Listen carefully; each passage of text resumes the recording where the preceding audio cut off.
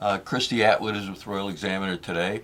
Miss Atwood is publicly known for three things, like we were discussing, Kristie.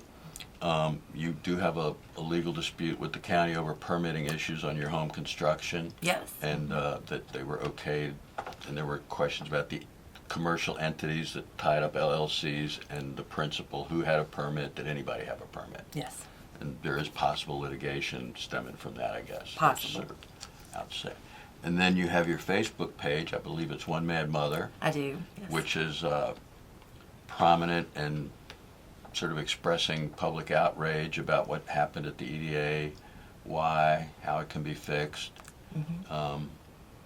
And I guess sort of a difference between what you do and what we do at Royal Examiner online is that you've publicly published anonymous letters making some pretty harsh accusations against people, without identities and possible motive as who submitted it, and really not a chance for the accused to respond. They can respond. Yeah, if they want to. Could they get in touch with you? Oh, absolutely, yeah. Okay. I'm not hard to find. Right. And now, most recently, you've joined the Republican committee, the county committee, and are seeking the nomination for Circuit Court Clerk on Thursday, I believe 4 to 8 at the Villa Community Center. Yes. Also known as the Old Library. Yes, on August the 15th. And let's start with that one, Kristie. Okay. Why did you decide to run, and what qualifications do you bring to the job? I had thought about it, and I had talked about it with my family and my husband, and he was like, if that's what you want to do, go ahead and do it. And then I spoke with Steve Kurtz, who is the Republican Party chair, and he said, that he would love to have me in a three-way runoff. And I was like, okay. So I decided to run. Did we give any publicity to your opponents? I don't care. I don't mind. You're running against... Stephen Jerome and Janice Shanks. Okay. Yep. So the qualifications that I bring is I have been researching real estate deeds since I was in high school. I worked with an older attorney when I was in high school, and I would go in there and just kind of be his little sidekick. And then through that, I went into the medical field. And from there, I went into being an auctioneer, personal property appraiser, and a realtor.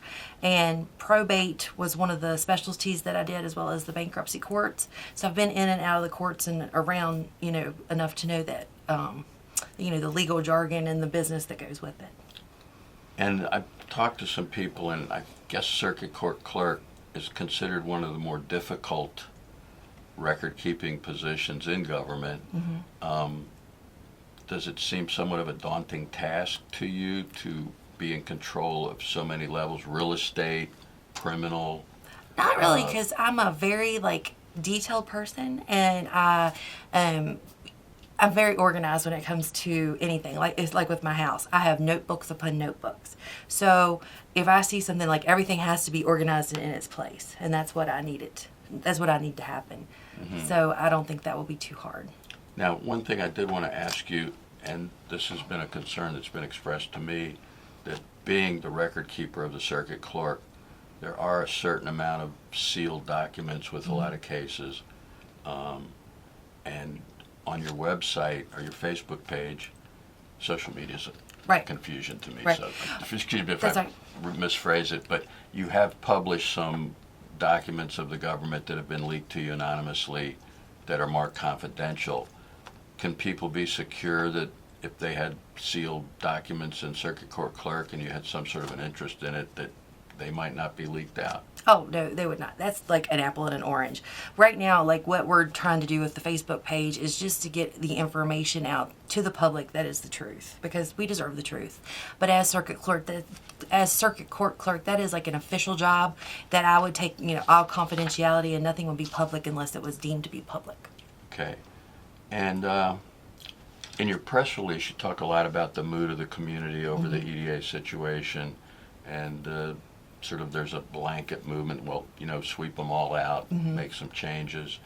Some of the concerns you express in the reason for running almost seem to be more of a platform for running for elected office. I know this is elected office, but like a supervisor or a council person. Do you think maybe you'd be a better fit in there where you could be more politically active than technically active?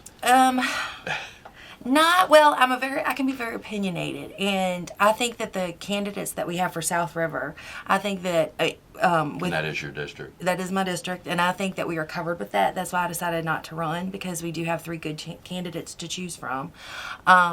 So that's why I decided not to run for that. I don't live in town, so I can't run for council or mayor.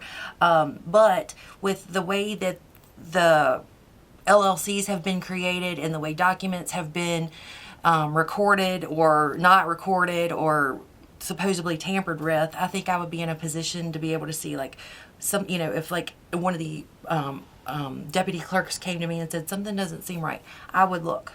I would look at that, and I would not be afraid to take it to the judge or take it to the attorney general and ask questions. And do you think you would be able to separate your political concerns from your professional concerns as clerk? Oh, yes, absolutely. Make those two different Yes. things. Would you be able, do you think, to maintain your Facebook page and do that kind of political commentary once you were clerk? If you were No, elected? I have someone that I will be turning that over to if I make clerk of court. Any hints? I can't do that right now. All right. The canvass is from 4 to 8 this Thursday. Yes. As we said, at the Villa Community Center. What are the parameters? I know it's a Republican committee canvass, but the rules are a little loose about who can participate, I think. Well, they want to have a conservative turnout. However, any registered voter is allowed to come and vote at the I canvass. thought from speaking to, maybe it was Steve Kurtz, the chairman, that you're asked, are you a Republican? And they expect an answer, yes. But it's not really hardly checked as to whether you were a Republican or not. When I went to vote, like, I was never aligned with a party, so when I went to vote for the Commonwealth Attorney, I wasn't asked that. So I would assume it was the same. Well, but this is like a committee nomination, like a partisan political committee nomination, as opposed to just running, say, as an independent. Well, the Commonwealth was as well. Like, they did the very same, like, Republican canvass between John Bell and Brian Layton. Mm-hmm. And so when I went to vote, I wasn't asked that question, so I would assume it would be the same. So independents and even maybe sneaky Democrats could participate. I guess so. Depending on how sneaky they are. I don't know if you wanted to touch base, like you said, your permitting situation on your house, which was a replacement house for a house you lost to fire, I think. Yes. Was it built in the same place? Built in the same location, yes. And that, I guess, is floundering somewhere between the county and state level appeals? We are back at the state level, and they have all of the documentation turned in to start the appeal, and then now they're just collecting supporting documentation. Do you have any time frame on when that might be resolved? Because it sort of went towards the state and came back again, didn't it? Yes. Well, when we left the state the last time, we were told that it would be brought back to the state as soon as possible. So we're hoping sometime, this early fall. Okay, and maybe get that out of the way before the election. That would be wonderful.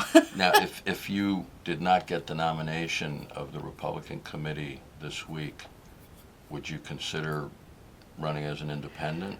My husband and I talked about that a lot, and campaigning and running for office is a very expensive task. We're doing this on a shoestring, if not dental floss budget, and I don't think that financially that we could run as an independent. So if I do not get the Republican nomination, no, then I will not run. Okay, and anything you'd like to add? Just that, our community is in crisis, and we've been going through a whole lot, and it's really good, salt of the earth people here that should not have this burden of people putting on the taxpayers. So I think that it's really time for a change, and I hope that people continue to speak out. Do you think that, and I know there's a lot of this sentiment of sweep them all out, get rid of everybody, because, there are suspicions, how was this allowed to happen under the nose of the county and the town governments? How did the EDA board allow certain things to happen that they approved that are involved in the money being sought during the civil suit, the IT federal, things that go beyond Jennifer McDonald and the other two people that have been indicted so far? Right. A lot of suspicions about that. Right. Do you think that mood could lead to maybe sweeping out competent bureaucrats who may not be involved? Who might be good at their job? I think that... And Are there people in place to replace them if there was a sweep out? Absolutely, in there. November? We have some capable people that could be placed immediately if we would sweep everyone out. Any hints? Well, I mean, we have some really good people running, but I think in regards to the members of the Board of Supervisors, they will not only like allowed this to happen, but they've ignored the public. Like, people have went in front of them, me being one of them, and said, this is going on. How can you let this happen? And we received no answers. Janice Shanks, I mean, I'm running against her, but I think she is a very capable woman. I don't think that she is a bad guy. That's not why I'm in here to replace it. But I do think that some of the positions in the county and some of the people that hold these positions, they've been strategically placed in some of these places. And we have some of that coming up in the election. And I think people just need to realize that they need to really think, why is this person running? What is the reason they want to be in this position? And then they need to figure out who to vote for. And why are you running? I am running because we need honest and people that don't have personal agendas to take the public taxpayer money for personal gain. I don't own any large lots that I want subdivisions. So I don't need any political favors.